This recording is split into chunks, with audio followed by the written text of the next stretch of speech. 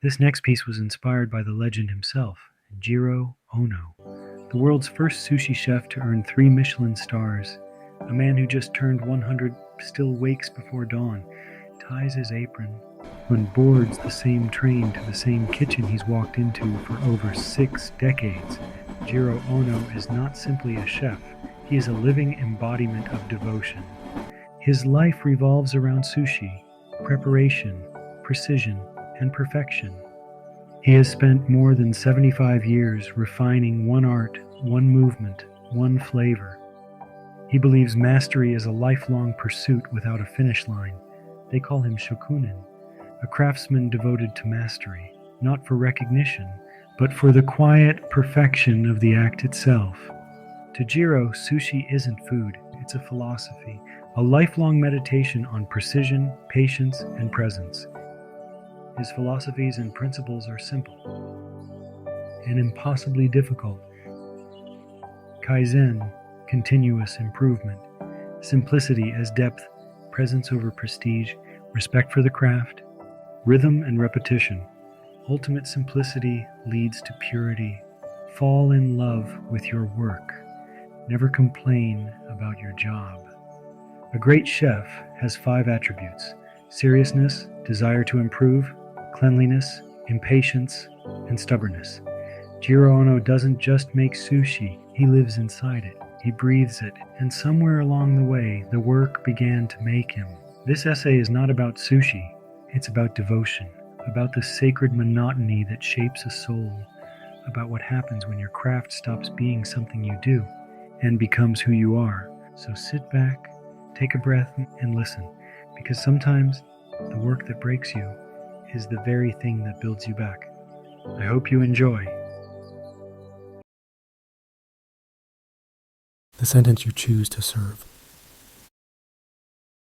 How devotion outlives desire. When you choose your work, let it choose you back. Live inside it until the line between you and it disappears. Prosperio orati. You don't find your life's work. It finds you. And when it does, it doesn't feel like a discovery. It feels like a sentence, a path you are condemned to walk in the best possible way. For me, it was never a choice. It was survival. To make sushi was to breathe. There was no plan B. There was no vision board taped to my wall. No self-help book whispering about purpose. Just a cold kitchen, an empty stomach, and a fear that if I stopped moving, I might disappear. You want to know about passion? You speak of it like it's a flame, bright, wild, romantic. But passion, real passion, it's quieter. It's not a fire that burns bright. That fire dies. What remains is the smolder, a low, steady heat deep in the gut, a hunger that never goes away.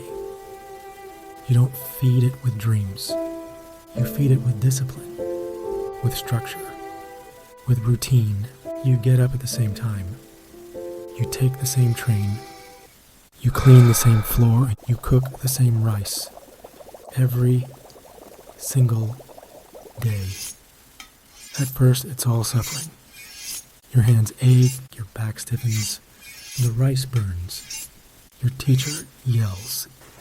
You think you're not built for it. You think maybe you've made a mistake. But then, somewhere between day 200 and day 2000, you realize the work has entered you. It's in your muscles now. It's in the rhythm of your breath. You can't not do it. This is when people begin to call it passion. But it's not passion. It's possession. The craft has taken over. You ask how I've kept the love alive for so long. The truth? The truth is, I haven't really. It has kept me alive. Some mornings I still wake up tired. The knife feels heavier. The rice won't stick. The fish smells like regret. But I show up anyway. Because that's what love really is. Not excitement, not fireworks, just showing up again and again for something that doesn't always show up for you. The love is not in the grand moments. It hides in the repetition, in the 10,000 quiet acts that no one will ever applaud.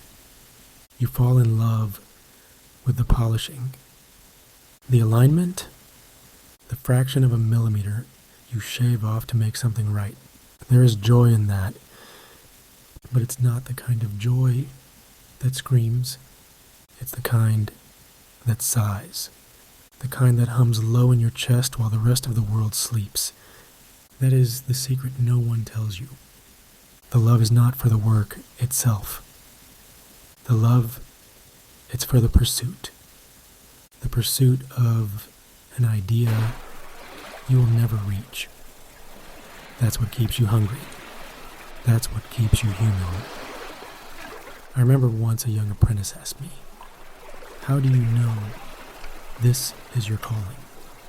I told him, "You know when the thought of doing anything else feels like betrayal, even on the days you hate it, especially on those days.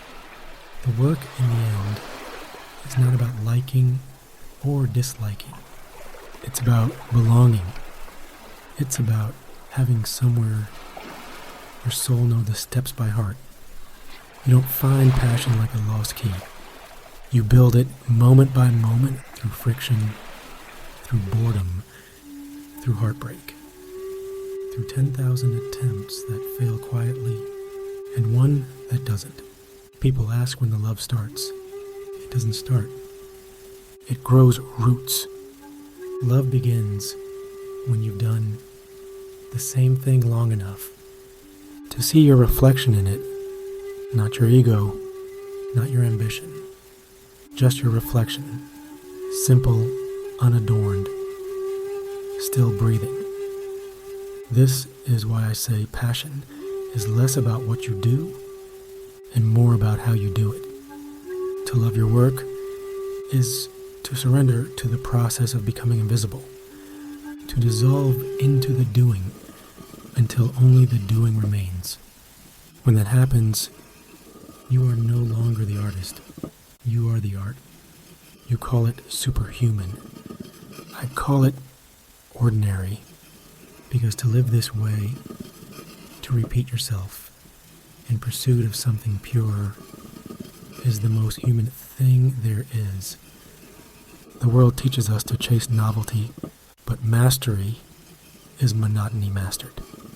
To find peace in repetition, that is true freedom. To wake each morning knowing the path before you and walking it with care. That is grace, passion, love, purpose. These are not fireworks. They are embers that last a lifetime. So no, I did not find it. It's found me, and in finding me, it broke me down, then rebuilt me piece by piece with rice and vinegar and silence. It taught me how to love through patience, how to serve without applause, how to create without end. You will know you found yours when the work begins to shape you more than you shape it, when the pursuit becomes the prayer, and the repetition, the redemption.